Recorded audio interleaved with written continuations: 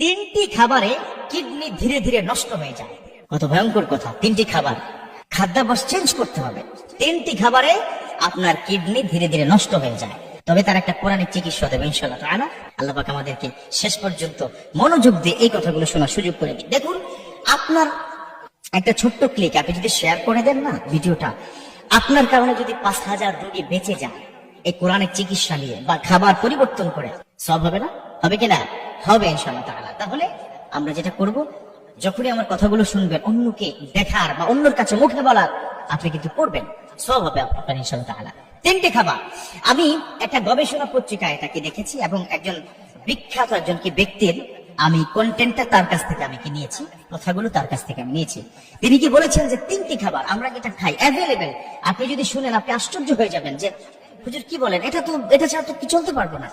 এমন একটা খাবারের কথা এখন বলবো, আপনি বলবেন quite impossible, I cannot live without this matter.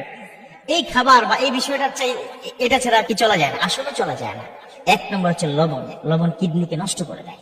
এখন বলবেন হুজুর বলেন কি? মেডিকেল সায়েন্স এটা কি বলেছে, if you want to be happy, if you keep happy, আপনি যদি ভালো থাকতে চান, সুখে থাকতে চান, তাহলে যেটা করতে হবে, প্রতিদিন সর্বোচ্চ 1 চা চামচ পরিমাণ লবণ আপনি খেতে পারবেন, তবে সেটা কাঁচা নয়। আমাদের বর্তমান সোসাইটিতে সবচেয়ে বড় ক্ষতি করেছে কাঁচা লবণ খেয়ে। কাঁচা লবণ হার্টের প্রবলেম, কাঁচা লবণ কিডনির প্রবলেম, বিভিন্ন প্রবলেম ক্রিয়েট করে, কারণ কাঁচা লবণের মধ্যে অনেক জীবাণু থাকে। তবে কাঁচা লবণ কখনো কখনো আবার উপকারও হয়। ডিমেনশিয়া বা বিভিন্ন ধরনের যখন প্রবলেম হয়, মানুষ যখন অসুস্থ হয়ে পড়ে বা পেটের মধ্যে যখন প্রবলেম হয়, তখন স্যালাইনের সাথে আপনি একটু কাঁচা লবণ দিয়ে, মানে আপনি স্যালাইন কিন্তু কি বানানো যায়, 1 চিমটি কি সবাই পারে তো মাশাআল্লাহ, হ্যাঁ, লবণ 1 চিমটি, চিনি আর লবণ, চিনি এবং পানি বা গুড় আছে, গুড় দিয়েও করা যায়। তো আমরা এই লবণটা মেডিকেল সায়েন্স বলেছে সর্বোচ্চ 1 চা চামচ পরিমাণ লবণ একজন মানুষ দৈনিক খেতে পারবে। অথচ আমাদের গ্রামে অনেক মা বোনেরা তারা এত পরিমাণ লবণ খায়, কাঁচা লবণ এক বেলাতে 1 চা চামচ। খুবই ক্ষতিকর, লবণ খাওয়া যাবে না। তাহলে কাঁচা লবণ খাবো না। 2 নম্বর হচ্ছে 1 চা চামচের বেশি খাবো না। তারপর হচ্ছে আসুন 2 নম্বর যে খাবারটার কি কথা কি বলা হয়েছে, সেটা হচ্ছে পানি। এই পানি বাহিত রোগের কারণে আপনার কিডনি নষ্ট হয়ে যায়, কিডনি ড্যামেজ হয়ে যায়। কি কারণে? 1 নম্বর প্রবলেম, পানি বিশুদ্ধ খেতে হবে।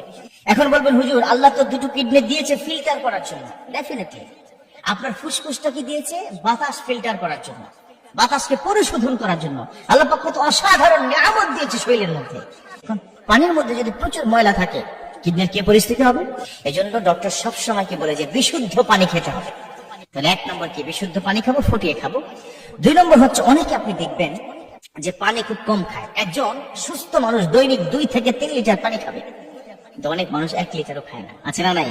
মাথায় এটা করা যাবে না। সুস্থ থাকতে হলে পানি খেতে হবে। তাহলে 2 নম্বর যে বড় প্রবলেম কিডনির জন্য, সেটা হচ্ছে পানি কম খেলেও প্রবলেম, এবং কি নোংরা পানি অথবা বিশুদ্ধ পানি নয় এমন পানি খেলেও কিন্তু প্রবলেম হবে।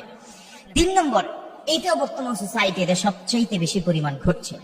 মানে কোনো প্রবলেম হতে দেরি, ওষুধ নিতে দেরি নাই। এই যে পেইন কিলার, ব্যথা নাশক ওষুধ, এটা কিন্তু কিডনিকে 12টা বাজিয়ে দেয়। এটা খাবেন না। মেডিকেল সায়েন্স এটা কি বলেছে, আমি যেটা করলাম, যে একটি ব্যথা নাশক, একটি ওষুধ তার ব্রেনেও প্রবলেম করে, তার কিডনিতে ইফেক্ট করে।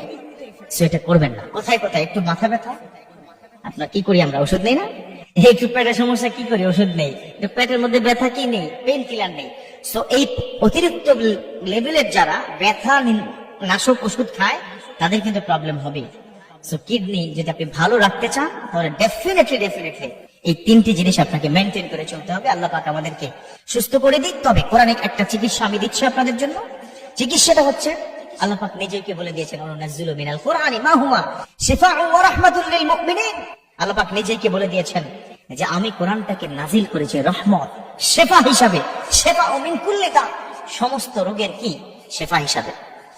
অতএব আপনারা কোরআনের একটা আয়াত যখনই এরকম প্রবলেম হবে, পানির মধ্যে ওই আয়াতটা পড়ে ফু দিয়ে আপনি খেয়ে ফেলবেন। সে কোরআনের আয়াতটা হচ্ছে, যে কোরআনের আয়াত হচ্ছে অহুয়া মারিতু ফাহুয়া ইয়াশফিন, অহুয়া মারিতু ফাহুয়া ইয়াশফিন। এই আয়াত পড়ে আপনি পানির মধ্যে ফু দিবেন, বা যে খাবারটা খাবেন খাবারের মধ্যে ফু দিয়ে খাবেন, ইনশাআল্লাহ তাআলা এই কোরআনের আয়াতের উসিলায় আল্লাহ পাক আপনাদেরকে, আমাদেরকে সকলকে সুস্থ রাখবে। সবাই পড়ি আমিন।